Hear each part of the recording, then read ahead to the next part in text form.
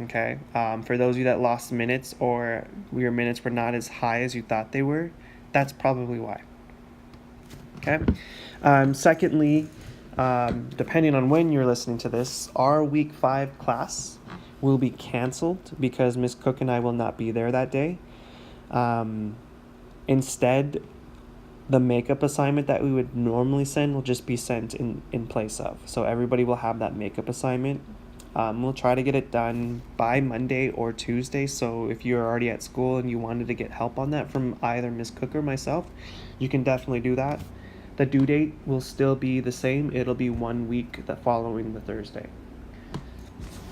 Okay, so today what we're talking about is solving one-step equations, focusing specifically on addition, subtraction, multiplication, and division. All right. We could also get into exponents and roots, but we're not really going to get work on those today. Parentheses or brackets, those type of things we will also not talk about too much today. Now, an equation is a math sentence, and every equation always has an equal sign.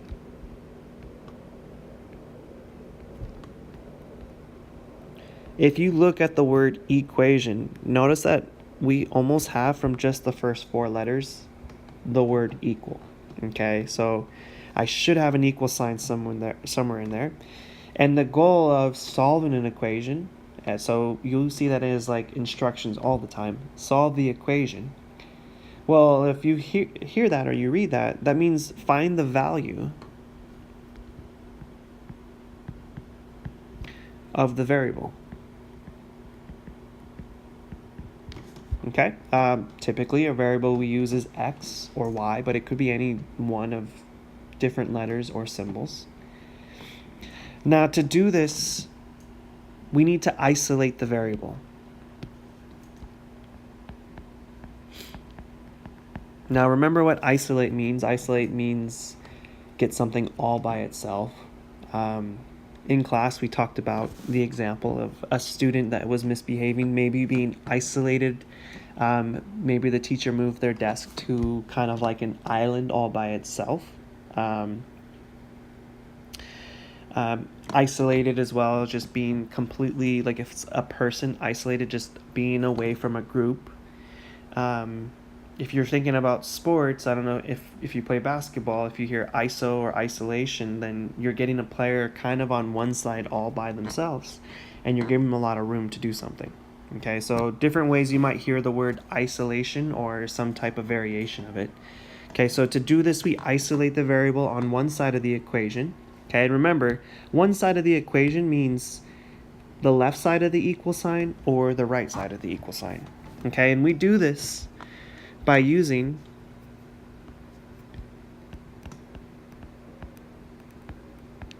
inverse operations. Okay, so those words should be familiar.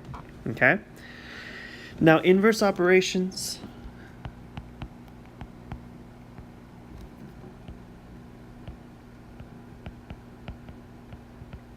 undo something. Okay, so inverse operations undo each other. So addition has an inverse operation, subtraction has an inverse operation, and so forth. Okay, and we're going to talk about some of those today. All right, now every math operation has an inverse, and as we said, we're going to focus on the 4 that are highlighted up above. Now, to be very clear, an isolated variable is a variable where the coefficient, which recall is the number in front of a variable or attached in front of a variable, it has to be positive 1. Okay, if it is not positive 1, then we haven't finished solving for the equation or finished isolating the variable. So let's review real quick, because definitely when we're solving equations, we're getting into this algebra sense, algebra math. Some of these symbols that we are no longer seeing are the multiplication x. Really, the only time you may see in multiplication x is if you are working with scientific notation, which doesn't come up too much, at least for Algebra 1. And we don't really see this division symbol anymore for division. Okay, now Instead of those, we've talked before, we can use a multiplication dot. More commonly, if we need some type of symbol, we use parentheses. Okay? Now, those are often used to represent multiplication. All right, now recall that when a number that is attached in front of a variable, okay, remember what that word would be. That would be a coefficient. If a coefficient is attached in front of a variable, sorry, it's not zooming out, then that number is being multiplied to the variable. For example, 5x, that's the same thing as saying 5 times x. Okay, now if I were to write that with the multiplication dot, it'd be 5 dot x. Okay, if we were using parentheses, we could do 5 with the x in the parentheses. We could have done the parentheses on the 5 only, or we could do parentheses on both, all right? But to make things less cluttered, if we have just the coefficient in a variable, we'd rather just write it in the front. The fact that they are attached implies that they're being multiplied. Okay, and then division is typically represented using fractions, okay? I'm not sure why this is not zooming out for me. Typically represented using fractions. So instead of saying y divided by 5, or writing it in this sense, then we would write it instead by y in the numerator being divided over this fraction bar, or verniculum, if you guys are trying to remember what that bar is called, over 5. Okay? Now, what I like to remind students, and some of them have heard this as well already, that division symbol is really like a fraction, okay, where we have one dot divided by the other dot, okay? Don't be intimidated by fractions, okay? They're really easy to work with. We just, in most cases, can just get rid of them by multiplying them, which is the inverse operation. All right, so let's move forward. All right, when solving an equation, we need to follow these steps. Okay, the most important thing before you even get going is to make sure that your equation is already simplified on the left side of the equal sign and also simplified on the right side. If it's not, a lot of times students, they run into mistakes where they try to cancel things out on the left side when they really should have just combined something with another thing. Okay, so we want to make sure that both sides are already simplified. Considering our PEMDAS operations, all right, we would want to check. Now, you don't have to, so there is a little star here.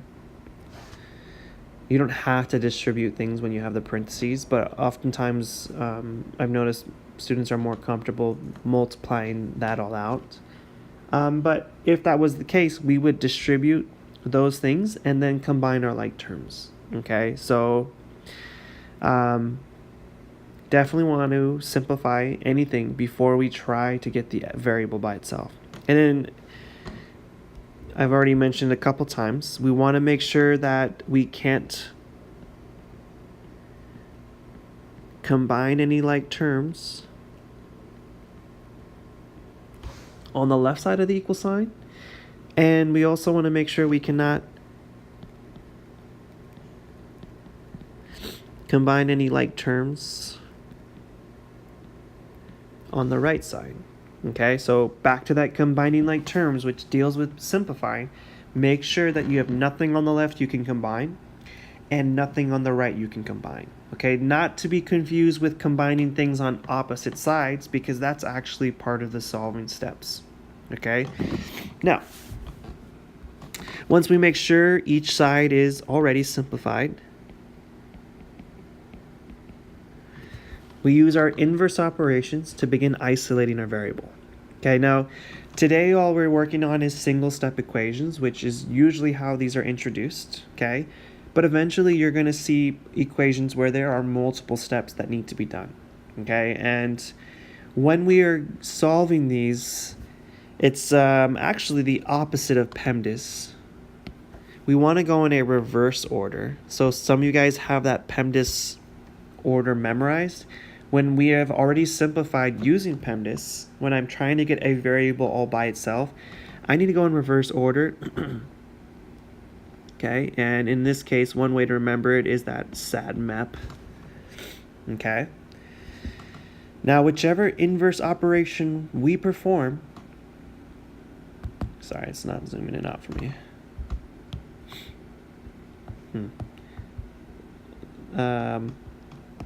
Just bear with me for a second. Whichever inverse operation we perform on the one side, we must do the same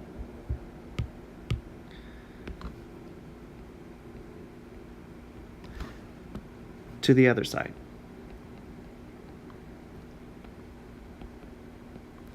Okay? Excuse me. So, does not want to move for me. Okay.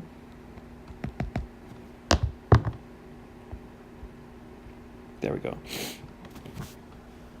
And I'm sure you guys have heard that plenty of times. If you do something on one side, like if I add 100 to the left side of the equation, then I need to add 100 to the right side of the equation. If I subtract 5 from the left, then I subtract 5 from the right. If I multiply the right side by 20, then I need to multiply the left side by 20, and so forth. Okay? Now, just a quick review. We want to finish with an isolated variable on either the left side or the right side of the equal sign. Okay? To be clear, let's talk about what's acceptable and what's not for an isolated variable.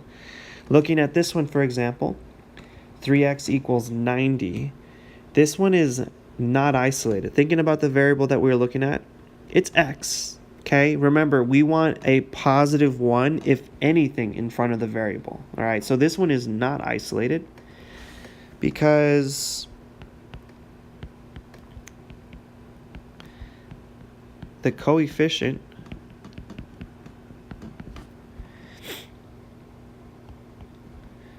on x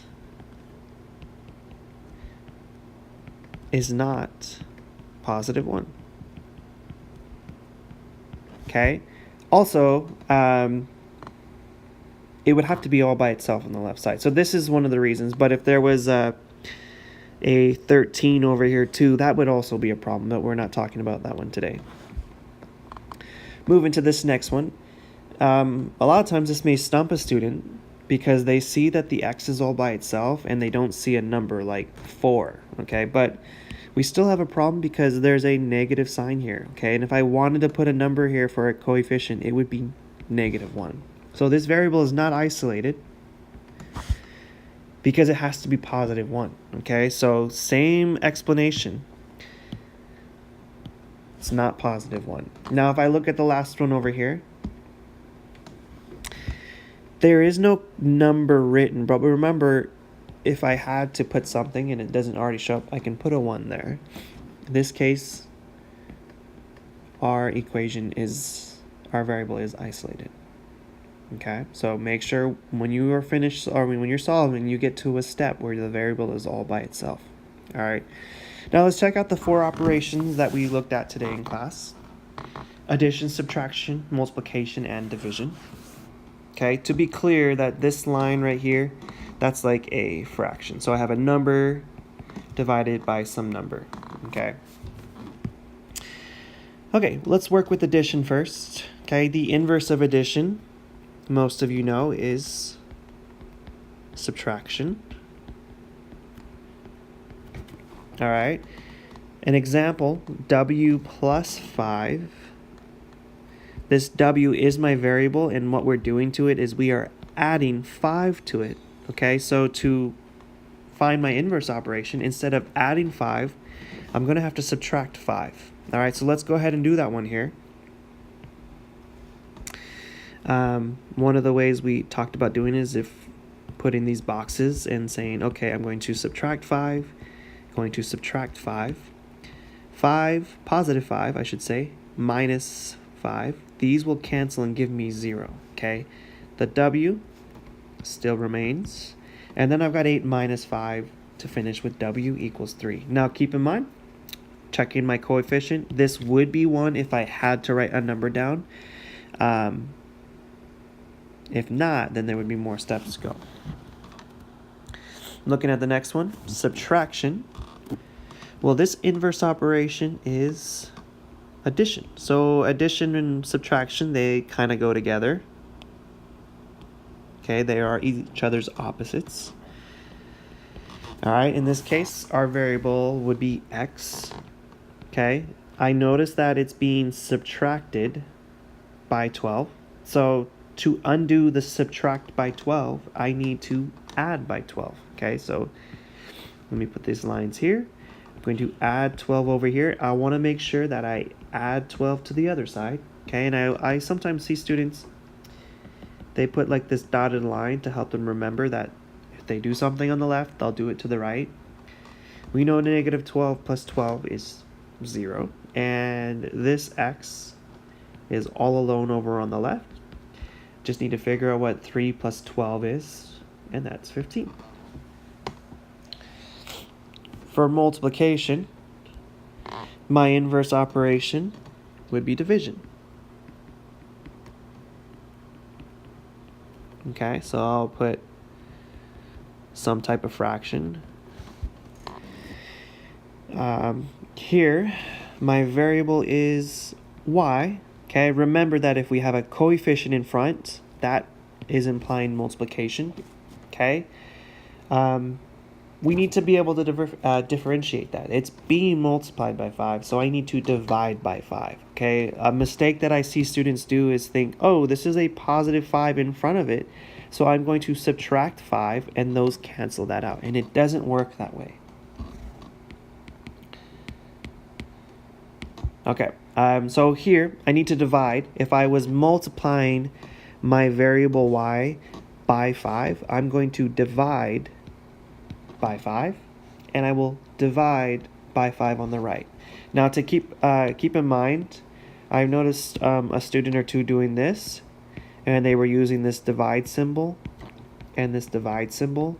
We don't use this notation anymore in Algebra 1. Okay, or going forward typically. Okay, we want to use the fraction, and remember, fractions are just division. Fractions are a little bit tougher, or division is a little bit tougher than multiplication sometimes. Okay, but I don't want you guys to be intimidated when you see fractions. Just a lot of times, get rid of the fraction by multiplying it. So I want to divide by 5. Divide by 5. All right.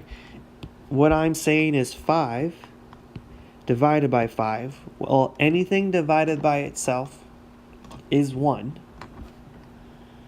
in most cases. So I get y, because these reduce to 1. Y is equal to whatever 40 divided by 5 is. Okay, now just one way to approach a problem like this, because I know some students struggle with the dividing part. Make this triangle here and have whatever the top number be what it should multiply to. I know that I would be dividing it by 5. These are the two that I know. I want a number here that would multiply with 5 to give me 40, okay? And that number would be 8.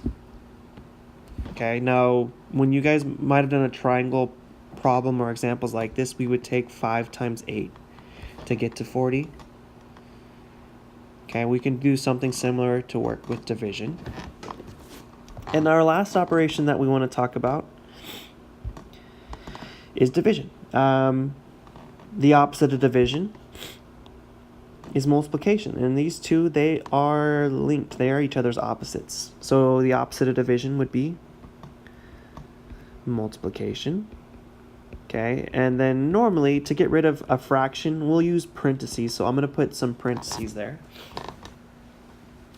All right, in this case, looking at this problem, let's go with orange instead. I've got z. It's being divided by 10. So I want to multiply by 10 to get rid of that. All right, over here, I will multiply, and I'll use parentheses to represent that. Multiply by 10. And then if I do it on the left, I must also multiply by 10 on the right. Now, some students like to put this over 1 because it's easier for them to see that, hey, these reduce each other out. Okay, you don't have to put the over 1 if you don't need to. I get a z equal to 7 times 10, which is 70. Okay, so those are our problems there. We'll do one of these together, as I did one for each of the classes. One of the problems we did was number 4. I think we did that in the first class. So for all of these problems, we're identifying the variable that we were solving for. Identifying the operation that we have going on. Like if I wasn't to try to start solving this problem, I would look and see what kind of operation it is, and then think about what the opposite or the inverse operation is, and then rewrite, then solve. Okay, so what I want to do here is 18 is equal to a divided by 2. My variable is a, so I'll write that down. The operation here going on with this a is division, right? There is a fraction bar. It is being divided by 2. So I will put a division symbol here. And the inverse operation of division would be multiplication. So whether you put a multiplication x, a multiplication dot, or parentheses, I want to see that there. And then with that in mind, let's rewrite this problem and solve. Okay, so remember we said our variable is a. We want to get that by itself. Right now it's being divided by 2. Okay, so to solve that, I need to do the opposite of dividing by 2, which would be to multiply by 2. So I want to multiply everything on the right and everything on the left. Okay, these will reduce each other out, and I have just an a on the right, and then 2 times 18 is going to be 36. Okay, if we can't do that in our head, remember, we could always just go back to the basics, stack our numbers, do 2 times 8 to get 16, put the 1 up there, 2 times 1 is 2, add the 1 to get 36. Okay, so there's your example problem. You guys, I believe it's a quiz for this week as well, as just like the last 2 weeks, so make sure you go through and do all these problems that come up and fill in the blanks when they come up.